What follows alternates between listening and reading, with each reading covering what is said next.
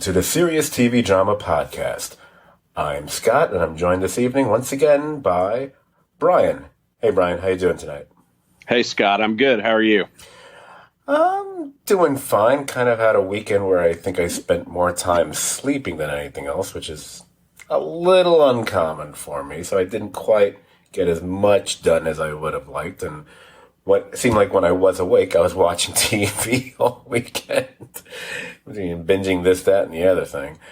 But we are here once again to talk about the show that we can't binge, but we could if we could. But we're watching it on a weekly basis, and we're talking about Perry Mason, Chapter 7 we are now up to. I just realized none of that made any sense, but who cares? So let's get right into this latest episode, which I guess this would count as the penultimate episode, correct? Believe so, yes. Okay. Yeah, we'll see as we get through the episode, and by the time we're done with it, whether or not this fulfilled what we often say about shows and their, penultimate episodes of any season, which is usually, quote unquote, where the good stuff is. Perhaps with this series, they've been fairly even-keeled about distributing, quote-unquote, the good stuff. And just based on the ads we're seeing for the final episode, this might be more old school, where it's really the final episode where they really, bring the extra oomph, like a show from the 80s or something like that. Or it's Perry Mason, a show from the 60s. Anyway, speaking of time periods, we actually started off this episode with a flashback. We're not given, I don't believe we're given an actual year, but unless I missed it, which is very possible. But it's clearly, I would say, at least 15, 20 odd years, maybe 25 years in the past. And we actually see Sister Alice off in a field. I said it was a wheat field. I know it probably is not a wheat field, but I have no idea how to identify plant life. She's off in a field, and her mom is with the car. They're pulled over to the side of the road. They're having some car trouble. One of the things I enjoyed about this moment, maybe it's just me, I like that when this fellow drives up and is offering Sister Alice's mother help. I keep forgetting what her full actual name is. I know they've said it a few times in the series. I've totally forgotten it at this point. Do you remember what her mom's name is? I just call her Mother. Okay. I mean, I know the actress is Lily Taylor, if I'm not mistaken. I know her from like 6 Feet Under and a bunch of other things. And I know her name is, it's got like an MC kind of in it, like McGillicuddy or something. I know that's not the name. Sorry, so I apologize to our listeners.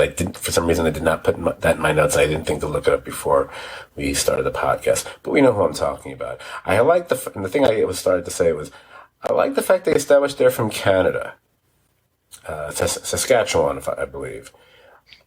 On their way down from Saskatoon. Saskatoon, thank you. I two mistakes already in the podcast. Wow, that one bad review is starting to come true. I like that only because Tatiana Maslany is from Canada. So, I don't know if Lily Taylor is. I don't think she is. Although that would be kind of interesting if they both were.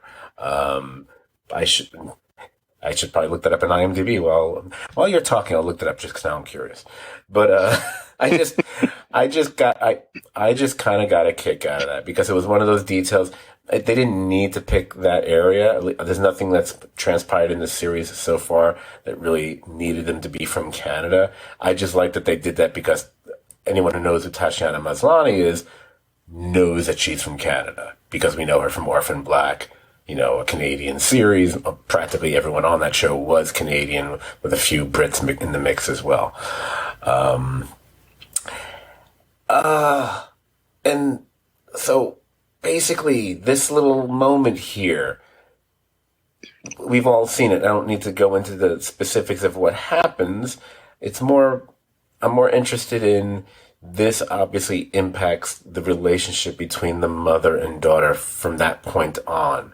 So when we come out of the flashback and they're seated there at dinner with Emily, the way that Sister Alice is looking at her mother, I mean, there is the clear implication, and the way I'm interpreting even the editing of the episode is this memory is on her mind as she's looking at her mother, like the things that you had made me do in the past, kind of a thing, and which is almost fuel in a way. It's almost more fueling the fact that has been striking out on her own, despite what her mother has said a number of times, because of the things that she had to do at her mother's request or behest or whatever. I mean, to me, I thought that was kind of the initial purpose of that. And then until we fast forward to the end of the episode, so it's almost a kind of, I guess, a bookend thing happening here, where after all the chaos that happens at the cemetery, and they're on the road and they encounter those people with the baby. And again, Brian, I'll let you go off on this in a moment, but my interpretation of that is this is set up. This is a setup by her mother. This sudden newborn, or not newborn, but baby, they come upon the road, and this is going to be Charlie Dodson. How you can imagine this possibly could get away with this, I have no idea. But I felt everything from the empty coffin all the way to this were all machinations by her mother in order to try to extricate themselves from this situation, though I don't really think it would really work, but it's an interesting plan. We were trying to figure out what the heck are they going to do. But it kind of made me think the opening scene we're seeing is like, this is the stuff her mother's behind stuff. This is the stuff her mother made her do. And here we are again. Like, this is the idea of the plan that her mother has. And she, instead of just going along with it, she runs away from it.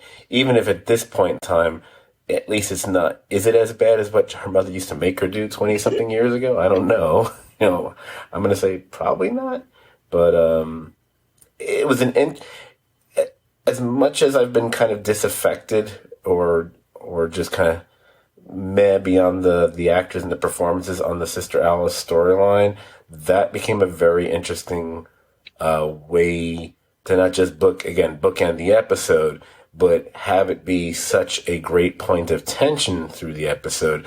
Not so much that we ever thought that they could possibly raise a child from the dead. We had the ongoing question of, well, what are they going to do? And also the fact that we knew that this could be certain disaster for the Emily Dodson case, as we see it with Perry trying to prevent this whole thing from happening, throughout that whole scene and even earlier. So I was very much attuned to the way all these things were happening throughout the episode.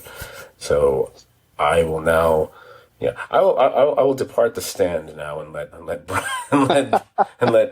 Brian approach the bench, and he can give his dissertation on these things.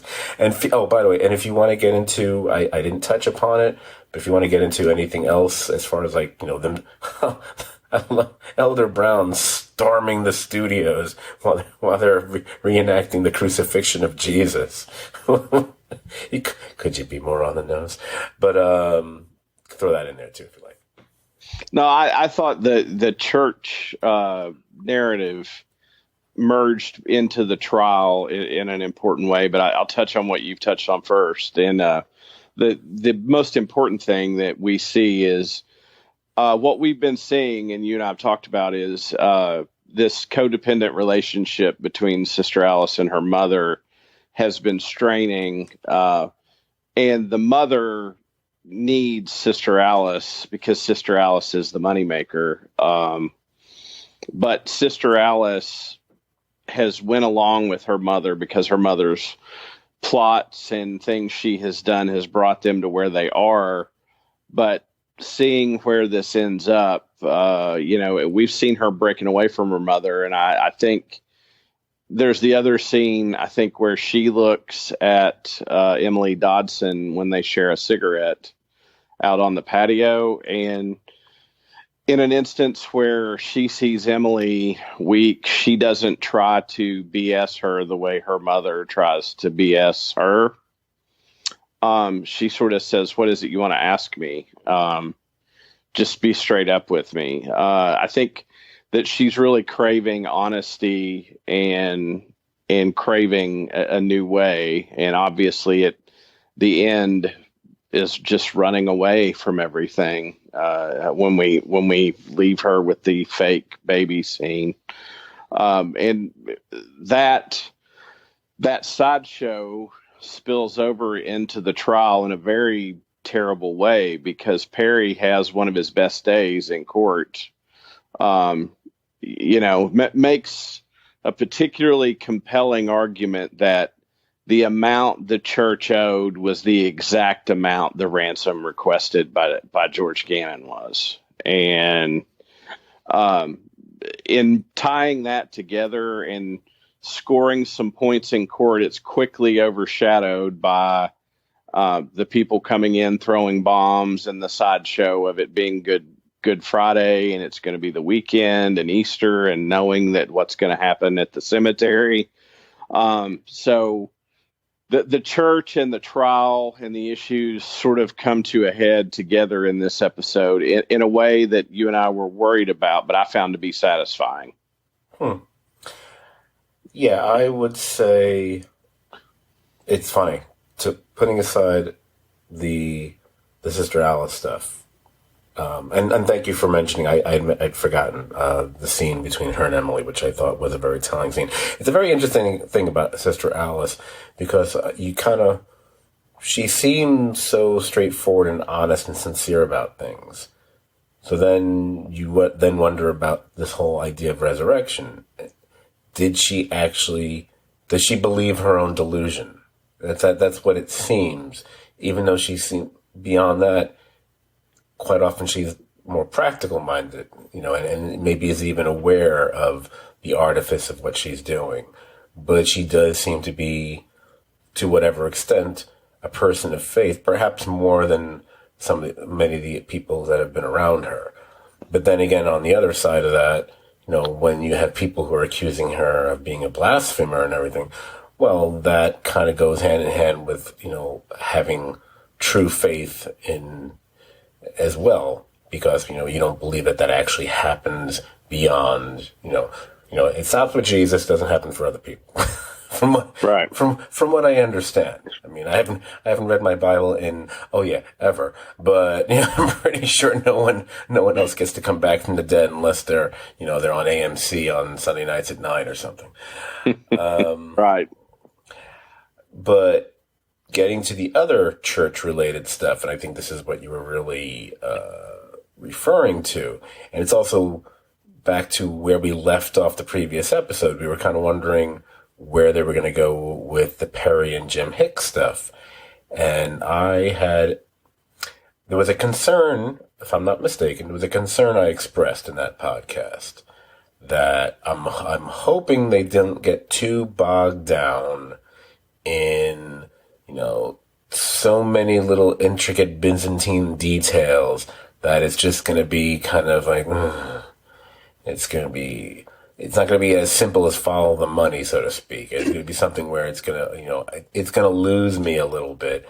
And that's always a risk when you start getting into these things.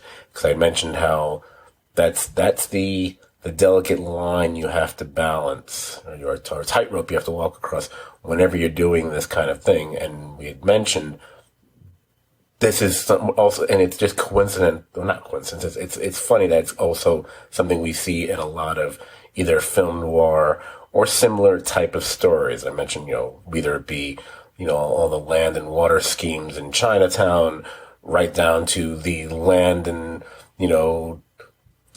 highway schemes and Who Framed Roger Rabbit, Right.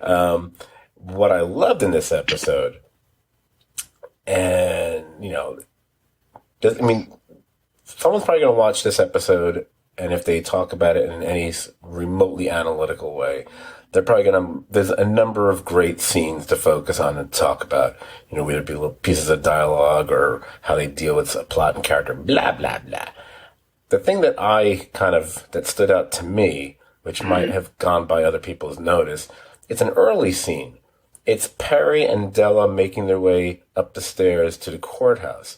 Della is expressing my concerns. And it's almost like, I mean, how she's speaking to Perry and what he needs to do as far as that jury is concerned is how I would want to speak to the writers about how this plot element should be concerned for the viewers. And I really enjoyed that because that was the concern. If you get, I think she literally says to him, you know, don't get too bogged down in the numbers and you know, because it's, you know, you're going to end up putting them to sleep. Thus, when we get to them in the actual courtroom, and again, I'll just use that analogy one more time about walking a tightrope. It was interesting to watch Perry work because normally when you watch a courtroom drama, in whatever format it is, we're watching that lawyer, he's working the witness and witness to his advantage, whatever, and he's also trying to work the room or work the jury. Perry's got one more thing to worry about here. He's also got to deal with not the greatest defendant in court. Between her with her Bible, which he kind of, you know, somewhat subtly reaches over and takes the Bible away from her, or when she yelps out yes during the guy's testimony about the church, and I was like going, oh boy, it's just one more difficulty he has to deal with. And again, this is a man who's never practiced law before, but what I really loved about it is because he's been in court any number of times, probably not just watching EB, but probably watching any number of lawyers and barristers over the years. I thought there was a really nice art to how he extracted the information from the witness. Because there clearly hasn't been that much time from the point where he's with Jim Hicks, and Jim Hicks is literally digging up evidence for him. And then we don't smash cut right to this, but we cut to this shortly thereafter. I don't get the impression there was much time to prep the witness, although there had to be some time because they clearly had this all planned out. That the person that Hazel would pop up with the actual books and records. Just the way this all unfolds was really well done. And I could hear the objections before they were going to say, like, what does this have to do with the case? And the fact that Perry was able, and give him credit for being able to keep the judge at bay, that he had enough slack to be able to get there. So I really thought that you're right. It was a very well orchestrated moment, and in true Perry Mason style. Maybe this wasn't making someone crack on the stand, but having someone like really get up and appear with the evidence in hand that the prosecution didn't even think existed just a minute earlier. That's kind of a Perry-like moment as well. It's just one of those overly dramatic, probably generally doesn't happen in an actual courtroom, but we're not watching a documentary, we're watching a dramatic series, so that's where you can get away with crap like this. So I really liked the way that all played out, and yeah. Well, it shows that Perry anticipated what was going to happen and laid a trap, and the DA walked into the trap, and we get some great Stephen Root moments, and when the ledgers are being walked forward, Mr. Hicks had prepared to be slandered and to be claimed to be a thief. So he protected himself. Perry didn't go into that and knew that ahead of time, so that when the DA made those charges against him, he was prepared to defend himself and could produce the copies of the ledgers. And that was a big moment in the courtroom. And when those numbers matched, the 100,000, the church owed to the 100,000 for the ransom request, that was a really big moment for the defense. And then, of course, it's interrupted by the sideshow created by the fervor around the Sister Alice group. So it's but I thought the courtroom stuff was great. We sort of jump from there into a sort of a different rest of the episode. We sort of leave the courtroom for the rest of the episode there. And if you want to talk about that next. Yeah, I'm sorry. I was just trying to figure one thing out before we proceeded further. Because he also, oh, here it is. Oh yeah, it's at the end of, just to be clear so people know, we know what we're talking about, and I know you do, of course. The Perry builds the case he's building the case with the church and the money and the ransom. He's starting it with Hicks, but then he kind of completes that loop when he gets Herman on the stand. Yes. He gets Herman on the stand, and who, unlike Hicks, who is a cooperative witness, Herman would be what we call a hostile witness, I would say. Like, Yes. definitely hostile towards Perry, as we had already seen in previous episodes. I was totally expecting him to drop a comment about his being, the blue carded, whatever, departure from the army or something like that. But it's at the end of the Herman scene when those frat guys show up, where dressed up in drag like their sister Alice, and throwing the smoke bombs or stink bombs or whatever. So it's almost more frustrating because Perry went through all this trouble. He was building this. He was doing a really nice job of it. He was making Barnes look like, well, basically Barnes was looking like EB first half of the season. Right. Taken by surprise in public and not really hiding your surprise and your, upsetness. When they then cut to the bathroom, I was expecting to be Barnes in the bathroom going on one of his tirades again until I saw it was going to be Perry and Pete. So yeah, I mean, we can kind of shift from the trial stuff to some of the other things. I mean, it's interesting because there's a lot of plotting going on in this episode, but there's so many like really nice little key scenes. I mean, we really didn't. I mean, I don't really think we need to go much more about like the Perry and Hicks scene early on, but the only thing I do want to point out about it is when they have that little mutual, mutual depression society kind of conversation where they've both been guilty of being these bad things throughout their life. Perry is obviously looking for some form of redemption. I think he's trying to using this trial for that. And I think Hicks is doing that as well. I mean, him getting up on the stand and then laying everything bare is his means of redemption. Redemption is a big theme, I think, in this series, for many of these characters. But very specifically, Perry Mason's character. Mm-hmm. So just wanted to make the aside to that. I wouldn't mind bouncing over to talking a bit about Perry and Pete in this episode, because I think there's a bunch of things on that ledger we might want to get to. Sure. So, I mean, because I know you have a special adoration for the Pete character as well. I don't mind if you want to start off on this one, and I can jump in, or however you want to do it. I'll say that Perry tasks Pete with some very difficult things. Pete's been doing admirably, but unfortunately loses Seidel, and loses him in a way that on a busy street in the middle of a parade, trying not to be too obvious to be seen.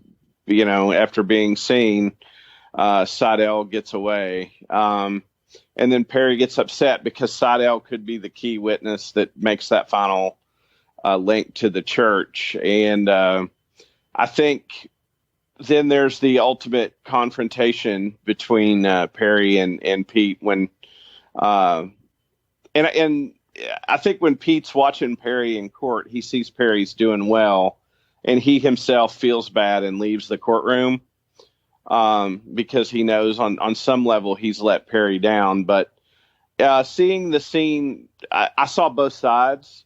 Perry wants to win so bad because it's the right thing that he's very upset, and that could be the crucial piece of evidence to complete the chain of custody linking those ledgers to legitimately being something in the church. And again, we see Seidel later saying that we don't know this, but then he exposes his mental state and says there's no way he could hold up on the witness stand, that he would cave. So Perry's close to cracking that part of the case, and gets upset, and I think Pete sees maybe that the Perry Mason that he knew has changed enough and is changing enough that at this point maybe it's better he go a different direction, because things aren't going to be the way they were, and they're changing, and Pete walks away. And I had a sense of finality in that scene that made me sad, because Pete's been a great character, and I think Pete has brought the best of his talents to bear for Perry. But I saw both characters' side, but I think Pete really did a lot of legwork, gave Perry the connections, but not getting Seidel. I understand why Perry's frustrated he didn't get him, but damn it, Pete tried, and I thought it was a great scene, and probably the end of a working relationship. Maybe we'll see Pete again in the future. Let's hope. What I kind of liked about the way they handled the Pete and Perry stuff.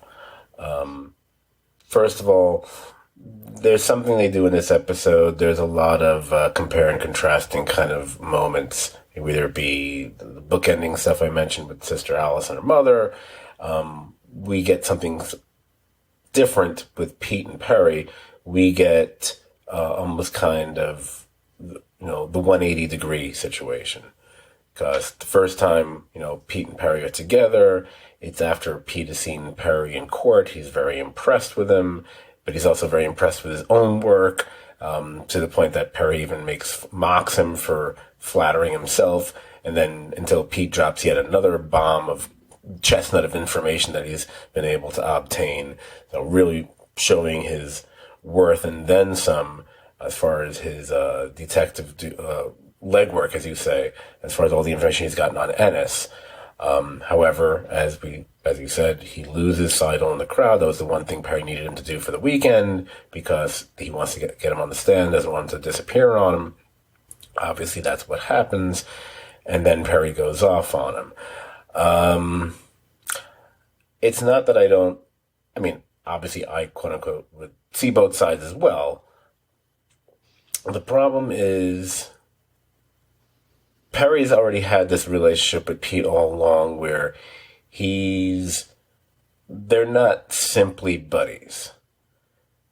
Perry has, we had seen it before. There does tend to be a little bit of testiness between them at times. Perry does kind of come down on him at times, whatever, or stiffs him, or he doesn't get paid, whatever. So it's not like I would say they have the most ideal best friends working relationship. They're certainly friends, but they're not, but they certainly have had their issues, and we saw that they were pre-existing before the series even started.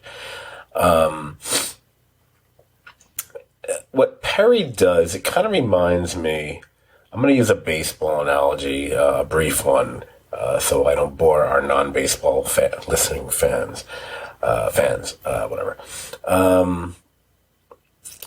If you're a pitcher, imagine Perry Mason's the pitcher. When one of your guys behind you commits an error, doesn't catch a fly ball that he should have, whatever. There's a rule of something you don't do. You don't react. You don't show them up. It's bad. It causes issues. You don't do that. I was watching part of a game this evening. The rest of it I'll watch on my DVR after we finish this podcast. And there was a moment that was where the pitcher kind of had a look on his face. And as I'm watching, I was like, dude, get that look off your face. Just, swallow your tongue or just eat it. Whatever. And, no reason, whatever. But I kept thinking, that's something you don't do. It's known. You don't do that. And I felt that's what Perry was kind of doing to Pete here. Perry, whose own record is not exactly spotless, who we've already seen screw up a number of times in this series. We've seen everybody screw up at one time or another. I'm not saying he shouldn't have been upset about it, but really ripping into him, the guy did what he could. I thought, I was amazed that maybe he shouldn't have been spotted by Seidel so easily. Then again, I couldn't believe Seidel was Mr. Nervous trying to find a way to get money for the bank, still decided to stop for a shoe shine. That was a very strange decision on that guy's part. You're begging for money, but I'll spring for the 50 cents for the shoe shine. But yeah, and I did feel there was a finality to it. I also knew, in that sense, knowing who these or at least who some of these characters are, as far as the continuing stories and mythos, if you will, of Perry Mason. Well, I do not recall. I could be wrong about this. Maybe I should have looked this up. But as far as I can remember, I don't recall there being a character based on a Pete. What's his last name? Strickland. I could be wrong about this, and I apologize if I am. I don't recall there being a Pete Strickland character in those Perry Mason stories. I could be wrong about that. I probably should. You know what? I will look that up after this podcast, and if I'm wrong, I will correct myself in our next podcast. But I don't think there was. I think the idea is we need to kind of shift Pete Strickland out, because that's the quote unquote position that Paul Drake is going to take. And when he actually says you should go get when you go get Dinge Tracy, let Drake take over. Like, maybe he can eat your shit, because I'm sick of swallowing it anymore. I said, this is how Paul Drake assumes the role of Perry's PI, which is what was the role that people are familiar with that character on the TV show as well as in all the books. I will say ever so mild spoiler, because I don't think it is, because if HBO shows it to you 30 seconds after the show is over, it's not really a spoiler. They did show a trailer for the final episode, and one of the scenes we see in the final episode is specifically Perry talking to Pete about working with him again one more time. So we know that at least in the next episode there is going to be something between them, unless 5 seconds later he refuses again. I don't know. But they seem to be getting along well, so I get the impression Pete's going to have a bit more involvement before the season is over. Well, there's a theme throughout the episode of, as Perry continues on this journey, parts of his old life are changing dramatically. That, his house is bought by Lupe, and that relationship makes a change. I think after the conversation they had, not to say they won't see each other again, or, maybe do whatever it is they choose to do as consenting adults, but definitely his relationship with Pete, his relationship with Lupe, he's changing. And I think what Pete senses is Perry is making a shift from one type of person to another. And that shift's not all the way happening yet, but it's happening. And you see the pressure he's under. And I thought the line that says it, and having done this kind of work, I can tell you, you absolutely have the feeling that when things are not going right and things aren't happening, that when someone's life is in your hands and their future and their freedom, that's a lot of pressure. And he's under a lot of pressure, and having a good day and then something falling through, it's not just your ego that's hurt, and it's what's going to happen. How am I going to make up for this and still try to save this person? And that frustration boils over in a very palpable way, and probably the most righteously angry we've seen Perry in a little while. But certainly the most righteously angry about his new profession. Right. And explaining what he's going through being a lawyer. We've seen him be that way as an investigator, but this is him white hot as a lawyer, and what that means and the pressure he's under at that moment. Right. Yeah, I would probably say, using your phrasing, it's probably the most righteous we've seen him be in a vehement style since the kitchen scene with Della, when he was going off on the whole thing, except that was fueled more by, really pure righteousness and the need for justice. This is anger. And yes. And it's fear as well, because he has this woman's life in his hands, and this screw up could cost her life. So I think that's all very pertinent and kind of nails it pretty cool. What's funny is that there's a little bit of dialogue in the scene with two other characters, which I think kind of goes to this. As you might have guessed, I was kind of happy to see Hamilton Berger pop up in this episode again. Very happy that it wasn't just a one-time only shot for him. We do see him in court watching the proceedings at one point, and then we see him going out, I guess having dinner with Della. And a couple interesting things about this scene, but let me get to the point I was just talking about. Because Della, as we've seen from the get-go, Della has been emotionally invested in this case from the get-go. Perry took a little bit to get there. You know, I mean, obviously he was troubled and upset by the death of a child and how he's been clutching on those little threads that had sewn the child's eyes open. But as far as, you know, especially as far as Emily Dodson is concerned, that's been Della's cause from the start. And Perry kind of joined into that pretty much after he'd already helped, you know, with the letters that ended up being what's helped nail her to the wall in the first place, ironically speaking. But it's the moment when Berger says to her, you know, has it occurred to her that she might be too wrapped up in the case?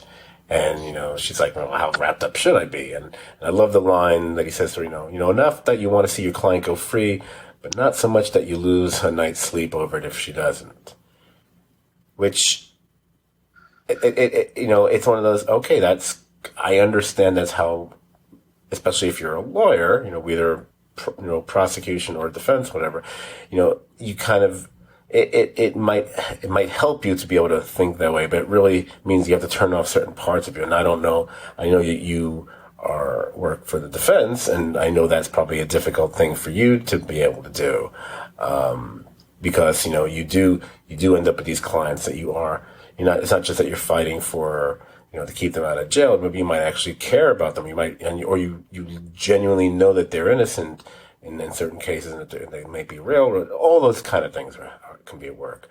But I really like that, because what he's saying to her, and the fact is, but that's not Della. But you know what? That's also, as we're seeing right now, that's also not Perry, which is what is going to inform him as being the valiant defense attorney that we know that he's going to be, is that he does go that extra mile. He does care probably more than he should, which is not the way like that Berger views things. To me, it's setting things up for the future, because these two may eventually be in opposition to each other all the time, as they were like in the books and on the TV series. So we're seeing that they will have a very different philosophy about how they go about things. So I thought that was a really clever little bit they did there, as well as, whether we want to talk about it or not, the fact of what they now decided to establish about Hamilton Berger.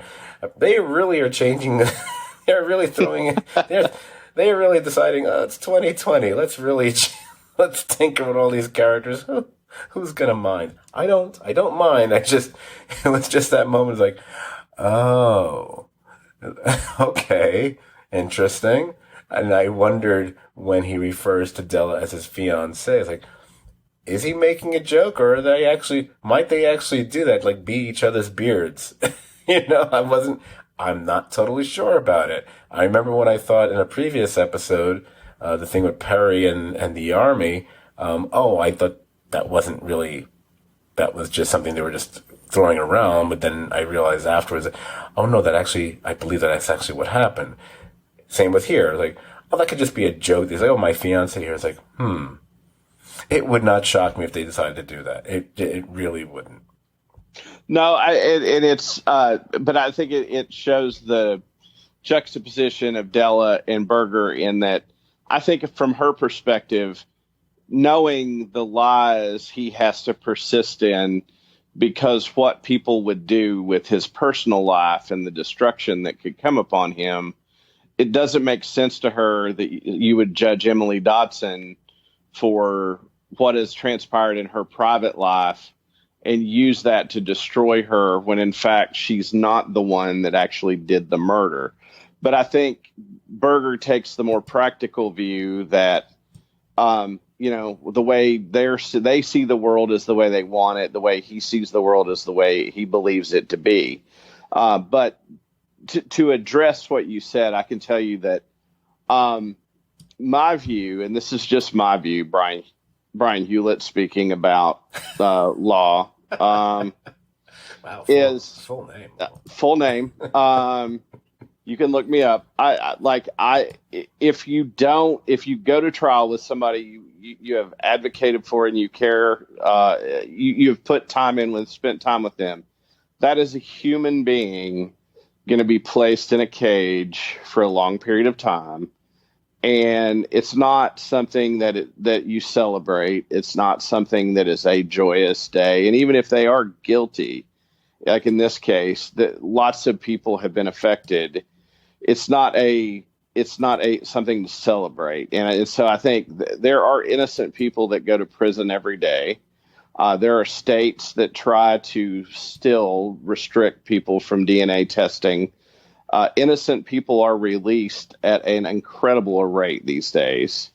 The fact that if you just do your job but never ever get emotionally involved, that's one way to do things. But for me personally, part of my success as a criminal defense lawyer has been caring, and I think Perry, that degree of advocacy and passion you can bring to your work. I think nothing creates authenticity like passion. If you see an artist that really is into their art, that's more believable than someone who is lackadaisical. If someone's trying to sell you something and they know everything about it and they can tell you all the features, that's a better salesperson. The more passionate you are about something, and passion implies some degree of care, the better you are. So I think Della and Perry,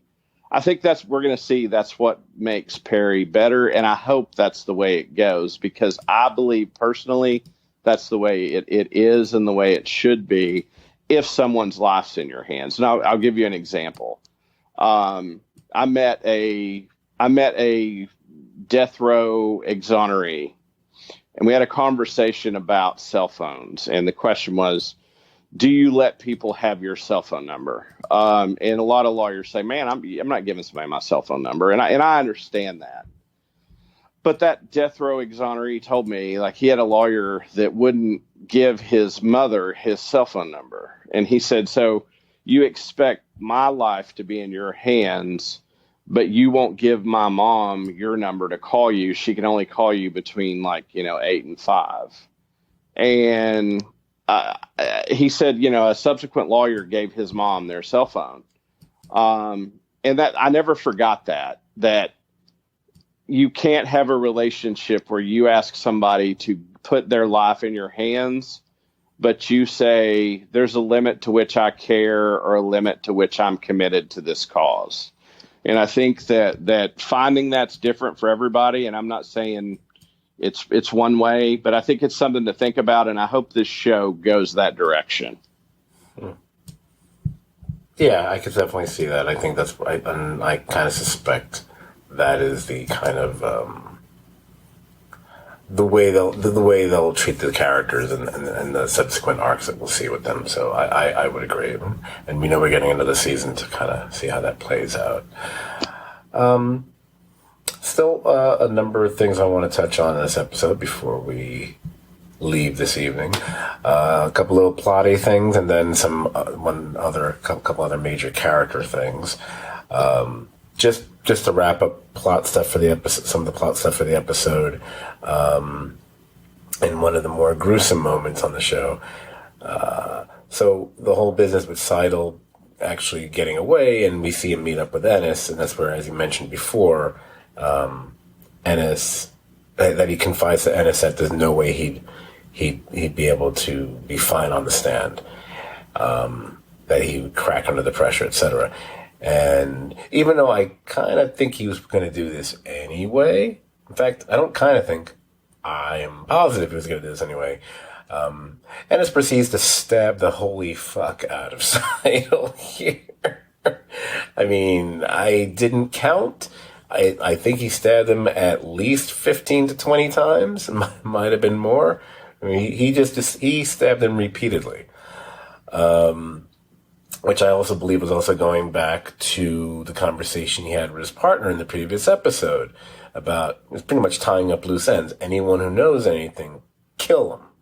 You know, so hence him killing Seidel, that's kind of a major reason why he does that.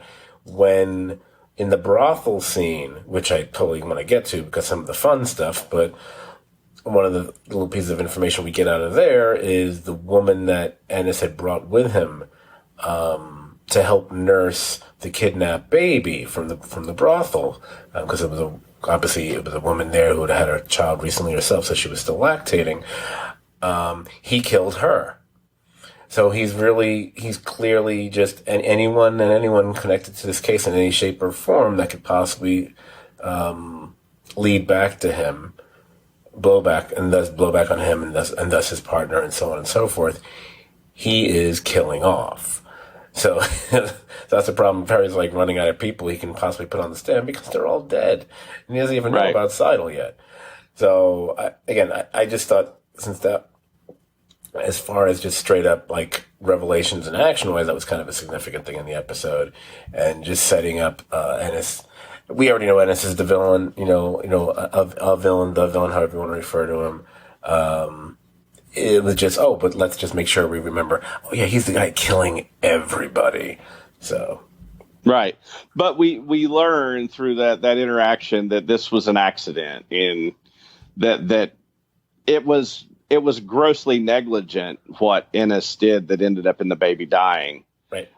But Seidel feels some guilt in saying what we did to that baby. And I think if Seidel had any chance of living, it evaporated when he made that statement. Now, I tend to agree with you that I would say when that scene started, the odds of him surviving were only about 20%.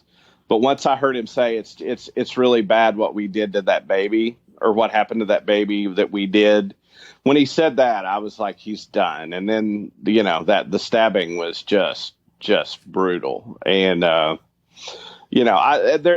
speaking of Ennis, there is a great moment that I thought of you when I was watching the episode, because Perry says, and it may have been to Pete, I think he says, if I could just get Ennis on the stand, I know I could crack him and win this case, which is what we've talked about, the classic Perry Mason moment, right? Right. That you get the bad guy on and you break him under cross. And there's sort of a reference to that I thought was, sort of a reference to the classic Perry Mason courtroom scene that we've seen so many times. But I noted that when he said it, I was wondering, is that just a wink at the classic Perry Mason motif? Because I can't imagine Ennis will allow himself to be in a position where he'll get called to the stand, because he's already, I can't imagine Barnes would want that to be the case either, or his partner or anyone else connected to it. So we'll see. I mean, I don't recall, I could be wrong, I don't recall them showing a moment of Ennis on the stand in the final episode in the trailer, but I might not be remembering it, so I don't know. I'm calling my shot. He's not hitting the stand. I think that was a wink to the fans. I think so too. I am in lockstep agreement with you on that one. That is for sure. So really the only thing we haven't gotten into, as far as I can recall now, is we didn't get into the Drake stuff. And Drake with Perry stuff. So, and I kind of like that. In this episode, we got to see Drake. I use their own words, actually. We got to see the way Drake operates. Mm-hmm. From the fact that, even though he is, a police officer, it's not like he could just go walk over and get the case file. So he had to finesse that. He had to, the other woman of color who actually works there, got her to show. They meet up at a club. And I think, perhaps under somewhat false pretense, the interaction between them is precious. It's really hysterical, quite frankly. It's great.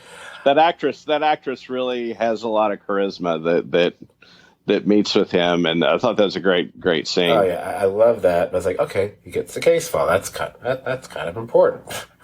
That Perry would like to get his hands on that thing. And then we later see him checking out that motel with the pictures of the two known kidnappers, and I loved the interaction between him and the motel owner. Now, there's a lot of ways that could have went down, and we're pretty sure no matter 80-90% of those ways we're not going to be positive because of it's the 1930s. And again, in some places it's like that now. And just, you knew. But I give the writers credit, like, okay, they kind of towed the line here, but they didn't let it fall into total, I've seen that a million times before, cliche. It was close, but they didn't. I love the way he reacts to her. Yeah, me too. And the way he I really enjoy that and one of the reasons I liked it, again, I'm seeing the forest for the trees here. I'm foreseeing if he's going to be the investigator in the future, and being a man of color, especially in the 1930s, in 30s and then 40s, because it's ends up being an investigator for a long time, quite frankly. You're going to be running into that. You're going to probably run into that quite a bit. So how you deal with that, and in the future, you're not even going to have a badge, right? So I thought, this is kind of interesting. Because, how do they deal with this without remaining calm, but also being kind of funny for the viewers, because because those scenes would be kind of a drag to see after a while if they're just done, the drug, and the fact that his manner did obviously the maid, who is herself an immigrant of probably some Latinx, whatever the phrase is this week, blood herself, confirms that she did see them. So he's already, he's barely at work as a quote unquote PI for he's already getting information. And then when he finally does go meet up with Perry, and then when they go to the brothel, then the moment in the car is one of the lighter moments in the episode, when the whole conversation about how they operate. Yeah, it's great. I really got a big kick out of that. Because, Perry's method of operation, which is funny, it's basically, as we've talked about, I think in one of the early podcasts this season, he's very much following your typical classic PI way of doing things. And as we know, anyone who's watched, whether it be Humphrey Bogart or Dick Powell or, Robert Mitchum or James Garner, whatever PI you want to pick. Ooh, I hit the P really strong on the microphone there.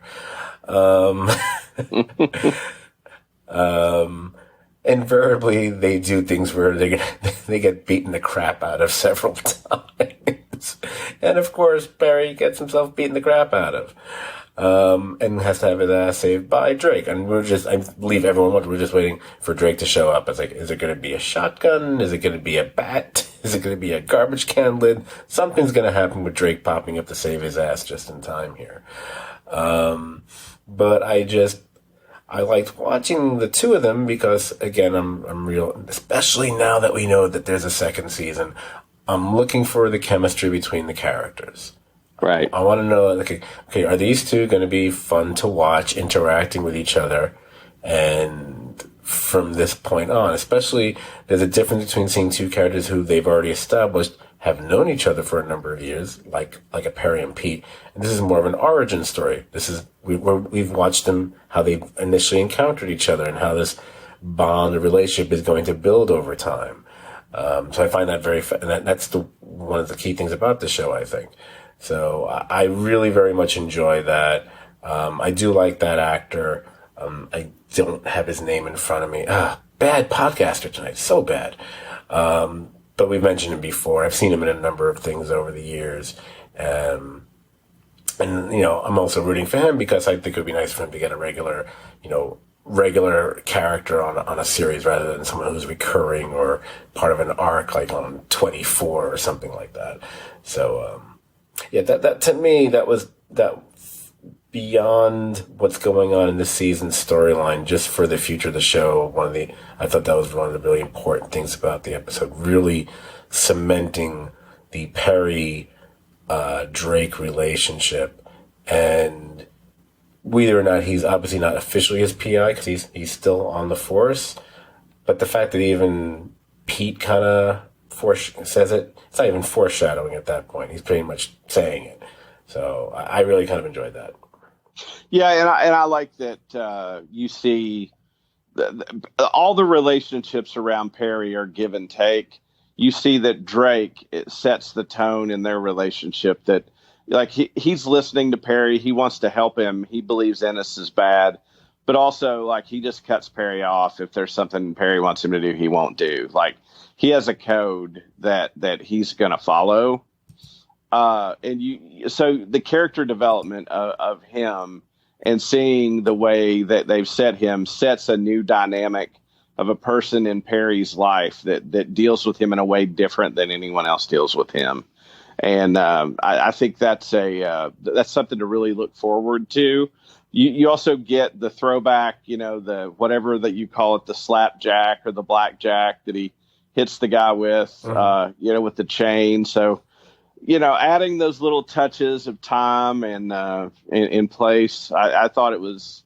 I thought it was excellent. Gives us something to really look forward to with those two. And I think the Drake side of this, the police file, taking down Ennis, is going to be probably embarrassing the department in helping Perry win the case. Is what's either going to cost him his job or make him leave or make him decide to leave. I absolutely agree. If you hadn't said it, I was planning to say that myself, but I don't mind that you said it because you're on the podcast. Because you know what? If it's said on the podcast, I'll still take credit for it because, yeah, my ball. Yes, that's absolutely my view on how he will eventually be leaving the police force. Whether he's forced out due to what he does, or whether it's by his own choice. Either way, I was thinking that. So I'm still kind of wondering what he did with that money because I'm pretty sure he's not throwing back. I almost don't want him to do that. I hope he doesn't ever show up and like toss back their envelope of money because we're like, screw that, take the money, man. Yeah, that's just the way I would operate. That's the way I operate. I'm more like Pete than anybody else on that show. Well, you know what, Scott? Then if you say that, I guess the only appropriate response is, well, I've already seen how you operate, Scott. Oh yeah, that and still, you have no idea. Yeah. All right, so that pretty much. I mean, the only other thing I think I neglected to mention of any note in the episode, just for the pure humor of it, I really enjoyed let's call it the poor man's Kama Sutra pamphlet that Perry is flipping through. It was almost like a takeout menu at the brothel. And yes, I was thinking, is it like a column A, column B kind of thing? I know I'm towing the line on saying something inappropriate here, but I'm going to say I didn't.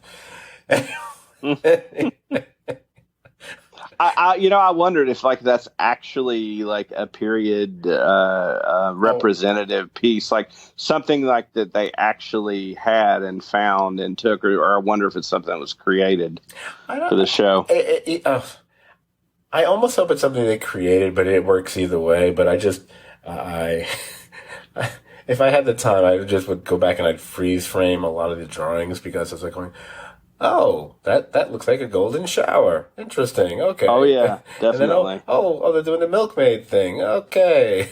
And then like, because it was earlier when he talked about a woman who was had a lot going on upstairs. It was like a math teacher, and when. Yeah. And especially it was special skills. I was like, the special skills part threw me for a second there because when he first said it, it was like, oh, someone with boobs, and I was like. And then I was like, Chinese prostitute, but like you don't really see that too often. And then it finally, it actually might have been the picture, actually, which all of a sudden is like, oh, lactating. I did not realize that's where they were going with this. And that would be why he showed up there as to nurse the kid. The kid was quiet thereafter. And then the whole thing with the revelation about when he's in the morgue and she's a junkie. And of course, if a baby nurses from a junkie mother, as Virgil, our favorite morgue attendant, tells us, the baby essentially suffocates. And it's like, okay, that's probably why the baby looked like it was blue every time we saw it. So, Right. So I like that they were able to tie that together, much like the baby's eyelids. Anyway, horrible joke for me to end on. Well, I mean, I guess the final thoughts I have, tied a lot of threads together. Good, really, really good episode. I'm curious where episode 8 lands us, but I really enjoyed it. Thought it did an excellent job of plot, continuing to tell us more about characters, and just loving this show. Yeah, as am I. I'm still somewhat surprised that there were some critics who were kind of on the show. I don't know if they'd seen the full season or they were only going by a few episodes, but I don't know. I don't get it sometimes. But anyway, hopefully you guys got it. And if you got that, hopefully you got our podcast. You know what? You probably get our Facebook page too. Wow, this is what you do when you have no script going. Anyway, come hang out on our Facebook page. It's the Serious TV Drama Podcast page. Like the page and join the conversation about shows like Perry Mason, like, what else are we talking about there lately? The Umbrella Academy, Dark, Better Call Saul, and pretty much any show that's on TV now or in the past you can talk about there. You can bring up other stuff too. I don't care. Unlike some group pages, we don't really have too many rules. I mean, unless I don't like you, then that's the only rule. Don't. Actually, everyone seems to like to piss me off there, so go ahead and piss me off too. You can also find us on iTunes or Apple Tunes or whatever the hell it's called now. Look for us there. It's Serious TV Drama Podcast. You can subscribe to our feed and rate and review us. You can also just find our entire archive of 260. What number is this one? 265. I think this is number 265. All 265 of our podcasts on stvdpodcast.podbean.com. Everything I just said is spelled just the way it sounds. And you can go all the way back to the very beginnings if you want to hear, like, me and Dan, in each one of your ears, since we couldn't even figure out how to do that with our audio when we first started talking about Mad Men. There's actually, There's actually some good podcasts if you go over the years, a lot of crappy ones, but there are some good ones. Trust me. The audio, maybe not so good, but, give us a break. And finally, you can follow us on Twitter. Our handle there is at STVD Podcast. STVD, of course, as in Serious TV Drama. Okay, so Brian and I will return to record next Sunday night, and thus be uploaded the following Monday morning, the final chapter in season 1 of Perry Mason. There are at least, to my knowledge, 3. That's right, not 1, not 2. I think now 3 different possible one-off podcasts I would like to pull off sometime in the next week or 2, tops. One I've discussed with Brian here about doing one on Doom Patrol, which you guys can find on HBO Max. If you haven't watched the show yet, we both highly recommend it. I know some folks don't like superhero shows. It's not. I don't know how else to say this. It's not really a superhero show. That's not the way to think of this. So I don't know how else to say that. Calling it a superhero show is kind of like calling The Handmaid's Tale a science fiction show. Although technically it's a dystopian future, so technically that would fall under the category of science fiction. But are any of you thinking it's science fiction when you're watching that show? No. So neither is this. It's a drama with superheroes.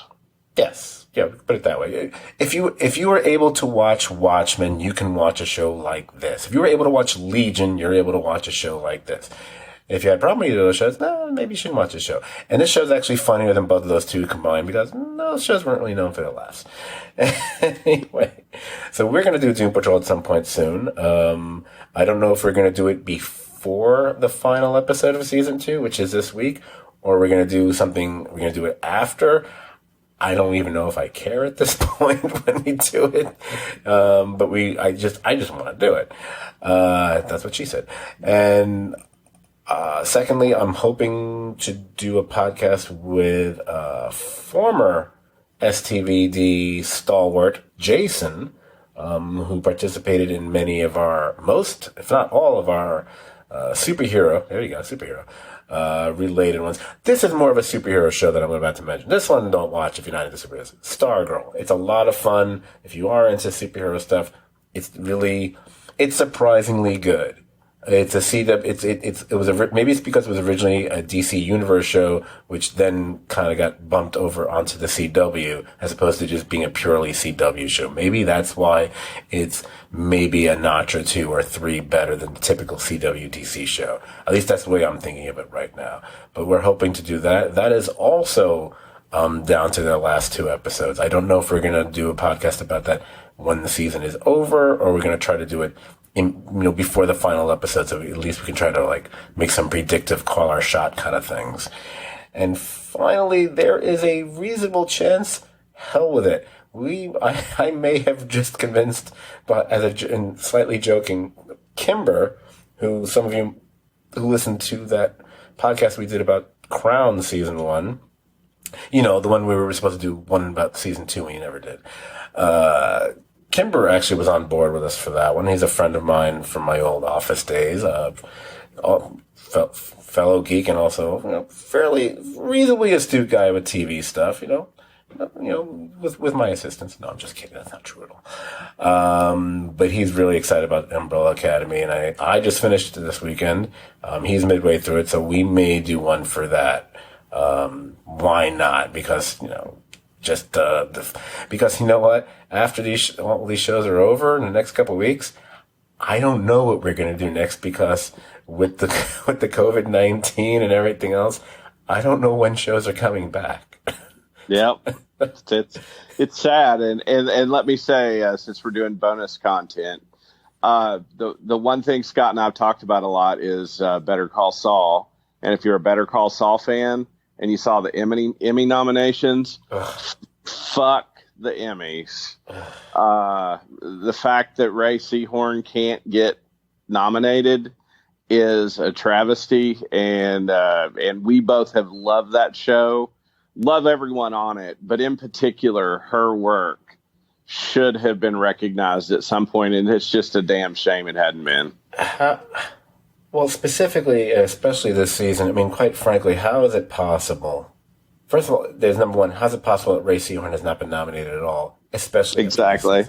Now, so that's clearly, I would put that as the number one. Are you kidding me? Exactly. Number two, Odenkirk wasn't nominated. He has been nominated before. I would say, I submit, his best work on the show was this season. And this is the season you don't nominate him for? And I'm sorry, I've looked at the other nominees in the categories they would have popped up in. There's no way you can convince me either one of those people shouldn't have shown up. Ray Seahorn may get screwed a little bit because there's always do we put her in the lead category or do we put her in the supporting category? And from what I understand, I believe they submitted her in the supporting category. Perhaps foolishly thinking that would give her a better shot at a nomination. By the way, I don't think that's ever true. There's always way more contention in the supporting categories than the lead categories. I would always say, go for the lead. Go for the lead, man. I mean, it screwed Nicholson back in 1989 for Batman. It screwed Rhea Seahorn in 2020 for Better Call Saul. Sorry, look at that. I got connected to Jack Nicholson. I'm amazing. So while there were a few things to kind of go, about with the Emmy nominations, I'm sorry. That to me, that's one of the biggest travesties in recent memory with them. To consistently not nominate her, despite the fact that she gets as much, if not more, critical plaudits than anyone else working, and it's just insane. And then the one time you don't nominate him, are you kidding? Yep. Well, I didn't want to derail us, but since we've covered that show quite a bit, And this is the week that we're doing this podcast. And you and I have talked quite a bit and done a Better Call Saul podcast that I want to be clear in our support, love, admiration for Ray Seahorn, and that it just is insane that she's never been nominated. But this season, is just a capstone of great work for her. It's a shame she never has been. But if not this season, I mean, it's just crazy, and we love her. And I just want to put that out there that we love her work. We love that show. And the Emmys really screwed the pooch on this one. Yeah, basically, I think the only way she'll ever get a goddamn nomination for the show is if she leave the show, and then she shows up again, and they just list her as a guest actor. Right. Then she'll get nominated. Or possibly win. Because that was the situation with Michael McCain. Right. Like, they wouldn't nominate him. And I was like, are you kidding me? The work he did on that show, especially that his final season on the show, amazing. This is a guy, especially someone who was known as a comedic actor for most of his career. This is what he pulled. Don't get me started.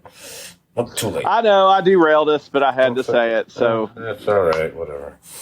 God damn it. But the Mandalorian got nominated. What the hell? It's a good show, but best. Anyway, all right. So after all that, oh man, we were so close to being done in an hour. All right, my fault. So thank you, Brian. Thank you for bringing that up, so I could end the podcast on an angry note. Got me feeling like I'm Periana Pete now. That's how I operate.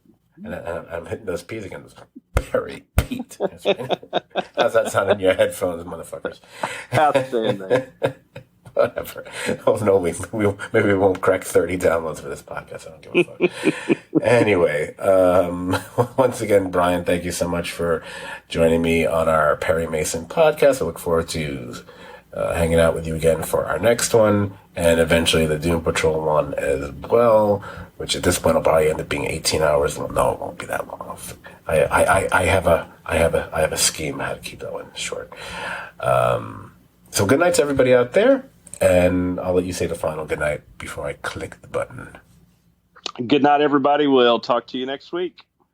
And now I'll click the button.